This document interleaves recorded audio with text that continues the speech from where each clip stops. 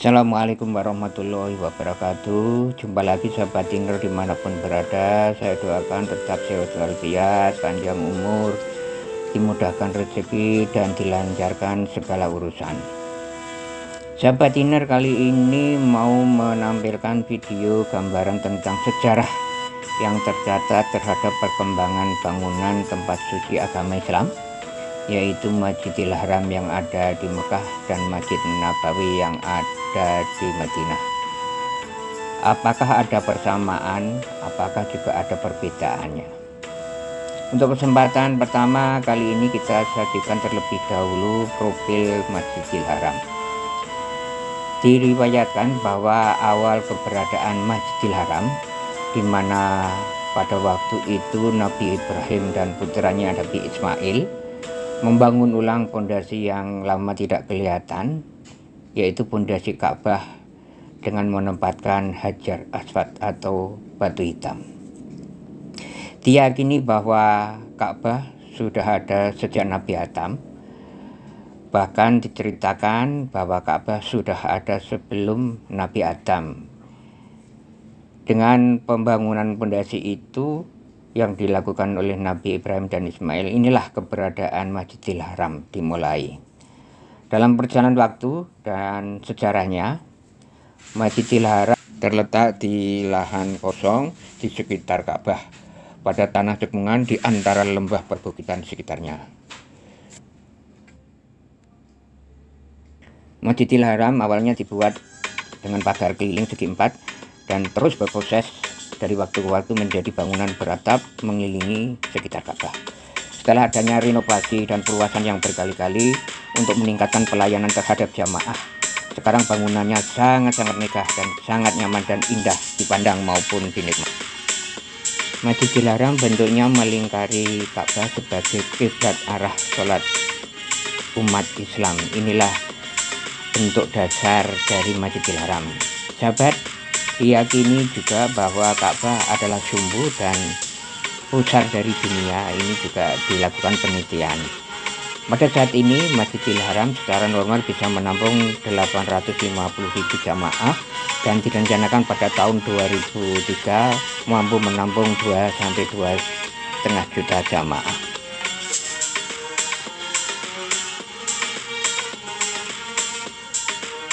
Dalam perkembangannya mempunyai 9 menara. Tingginya menara itu 89 meter. Mengapa harus ada menara? Menara ini memang sangat ciri khas masjid-masjid yang ada di Timur Tengah. Masjid Timur Tengah memang tidak tinggi, tetapi untuk mengetahui keberadaan masjid itu ditentukan adanya menara yang tinggi agar mudah dikenal, mudah diketahui, mudah dilihat dari kejauhan. Maka menara ini memang punya suatu fungsi yang tidak sekedar sebagai ciri khas terhadap kedudukan masjid di situ, tetapi juga digunakan untuk muadzin, untuk azan. Perlu diketahui sahabat dinner, menara ini memang sangat khas di masjid-masjid di Timur Tengah atau di Arab Saudi atau negara-negara Arab. Letaknya memang menara itu letaknya persis di atas pintu gerbang masjid itu. Bagi masjid dimanapun itu letaknya menara di situ. Yang berikutnya sahabat dinner, karena faktornya pelayanan di Masjidil Haram, makanya di sekeliling Masjidil Haram itu terdapat banyak penginapan dan hotel. Nah, hotel sendiri itu memang sifatnya untuk melayani kemudahan para jamaah yang akan menjalankan jamaah haji maupun umroh.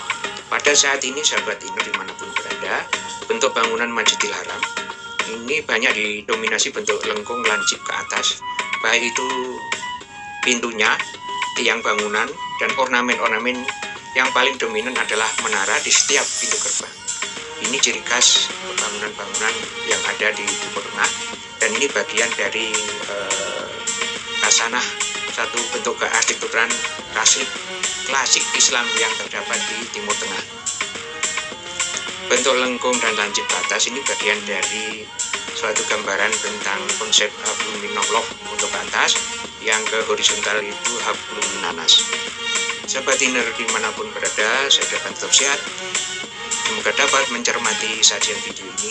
Sahabat dinner, perlu diketahui dalam Masjidil Haram udaranya sangat sejuk, dan cerita ini tidak pernah berbeda. Siapapun yang datang ke Masjidil Haram untuk melaksanakan sholat wajib, melaksanakan umroh maupun melaksanakan ibadah haji, pasti akan bercerita begitu dinginnya sejuknya kalau berada di dalam Masjidil Haram. Karena dindingnya, lantai dan tiang ornamen yang ada di Masjidil Haram ini terdiri dari marmer atau terbuat dari marmer kuarsa tinggi yang bisa menyerap panas dan bisa mengeluarkan suhu dingin secara alami. Inilah luar biasanya di Masjidil Haram. Dan juga dalam penelitiannya bahwa di lokasi Masjidil Haram ini bagian sumbu yang juga bisa menyerap panas di tempat itu. Inilah cerita yang merupakan suatu mukjizat dari Allah. Sahabat Dinner, sekarang kita tampilkan Masjid Nabawi. Masjid ini sangat luar biasa bentuknya, sangat indah dan fantastis. Masjid ini didirikan pada tahun 622 Masehi dan masjid ini pertanda dari perpindahan Rasulullah dari Mekah ke Madinah. Dan masjid ini bagian masjid yang kedua setelah Masjid Kuba yang didirikan Nabi Muhammad. Masjid Nabawi mempunyai bentuk arsitektur yang sangat-sangat luar biasa indahnya. Sekarang banyak menjadi rujukan dan bentuk arsitektur bangunan masjid di dunia, termasuk juga di Indonesia. Masjid Nabawi terletak di tengah-tengah kota Madinah, dan masjid ini termasuk masjid yang terencana daya baik karena bentuknya juga terbentuk secara simetri, kompak, dan dilingkari oleh jalan yang melingkar, dan kanan kirinya juga didukung oleh penginapan hotel dengan bentuk yang rapi dan bentuknya yang kompak. Dan bentuknya dari bangunan-bangunan sebelumnya juga tidak boleh melebihi tinggi dari menara Masjid Nabawi. Seperti di Masjidil Haram, Masjid Nabawi juga dikelilingi oleh badan penginapan. Ini juga salah satunya bagian dari peningkatan pelayanan agar semua jamaah itu mencapai masjid relatif mudah dan dekat. Dan Masjid Nabawi ini kita ketahui juga berdampingan dengan makom Baqi. Dalam perjalanan waktu, Masjid Nabawi sudah mengalami kira-kira 9 kali renovasi dan perluasan. Masjid Nabawi ini juga termasuk masjid yang mempunyai teknologi perkembangan yang ada di dalamnya. Masjid Nabawi ini juga gaya arsitekturnya juga tidak berbeda dengan Masjidil Haram. Dia mengambil arsitektur klasik Islam pada masa pemerintahan itu. Yang sangat terkenal adalah pemerintahan Utsmaniyah yang ada di Turki pada waktu itu. Memang mempunyai suatu kejayaan yang mempengaruhi bentuk dan arsitektur bangunan wilayah Timur Tengah. Masa Kekaisaran Ottoman memang dari Turki banyak sekali untuk membantu merenovasi, memperluas, khususnya memang di Masjidil Haram. Dan itulah bentuk-bentuk yang sekarang menjadi acuan bentuk arsitektur gaya Islam, khususnya tempat peribadatan atau tempat masjid. Nah, dibangun Rasulullah pada tahun 622 Masehi. Masjid Nabawi ini awalnya memang hanya tanah terbuka dengan luas kira-kira 50 kali 50 meter dengan pagar keliling, dan di depannya itu hanya ada atap sebagian dari pelepah daun kurma. Ada 10 dengan ketinggian 105 meter, lebih tinggi sedikit bila dibandingkan menara yang ada di Masjidil Haram. Kapasitas daya tampungnya secara normal adalah 535.000 jamaah yang ada seluruh bangunan. Apabila sampai pelataran kira-kira bisa menampung 1 juta jamaah. Setelah dilakukan renovasi lebih dari 9 kali dan sekalian juga perluasan, sekarang lantai 1 luasnya kira-kira 100.000 meter persegi dan lantai 2 67.000 meter persegi. Sahabat Dinner, mengapa Masjid Nabawi bentuknya lebih kotak? Karena kiblatnya jelas arahnya hanya satu, ke arah selatan mengarah ke Masjidil Haram atau ke Ka'bah. Kalau Masjidil Haram bentuknya relatif agak melingkar karena memang kiblatnya ada di tengah di antara Masjidil Haram. Ini yang perbedaan yang sangat kelihatan sekali.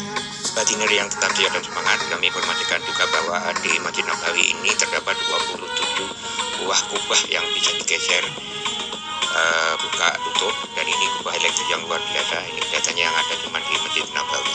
Dengan pola bentuk segi 4 di Masjid Nabawi ini memberi suatu pelayanan pengunjung yang lebih mudah dimengerti karena polanya terukur dan polanya jelas, dan ini mudah dipahami dan mudah juga diingat para pengunjung atau jamaah. Dan jemaah ini jarang sekali menemukan kebingungan ketika mereka pulang ke maktab atau tempat hotel penginapannya.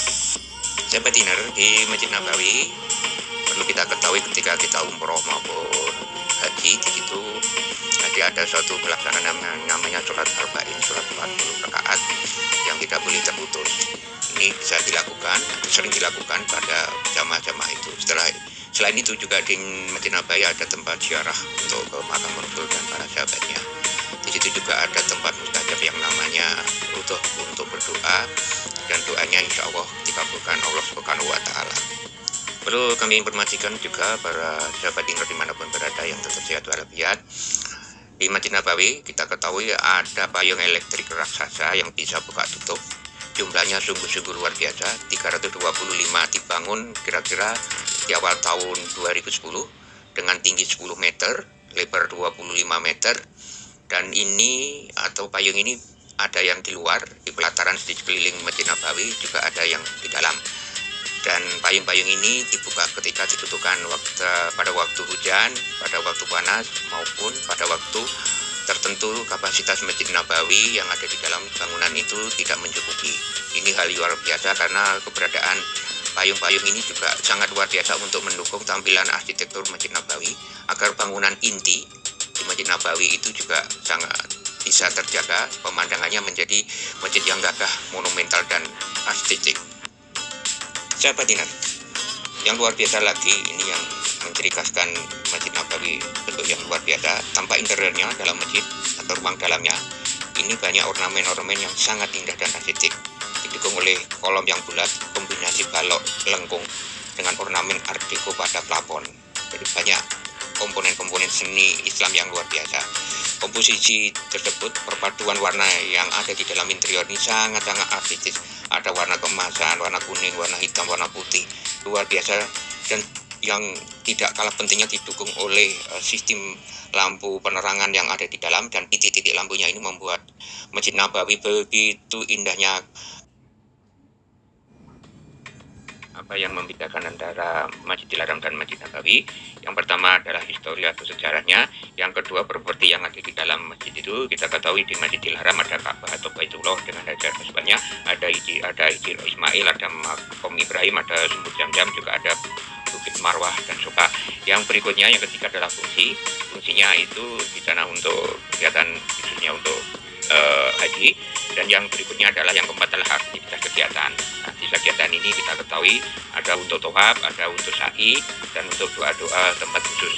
Yang kelima adalah kondisi lahan permulaan. Di Masjidil Haram ini tepatnya adalah pada tikungan di daerah lembah perbukitan. Kalau di Masjid Nabawi adalah tempat yang relatif datar, bekas dari jemuran buah kurma. Sekian sahabat Dinar, sajian video ini mudah-mudahan menjadi berkah bagi kita semua. Tolong bisa di-subscribe, like, share, maupun dikomentari. Mungkin juga ada hal-hal tertentu yang bisa sampaikan. Demikian, kurang lebihnya mohon maaf. Wassalamualaikum warahmatullahi wabarakatuh.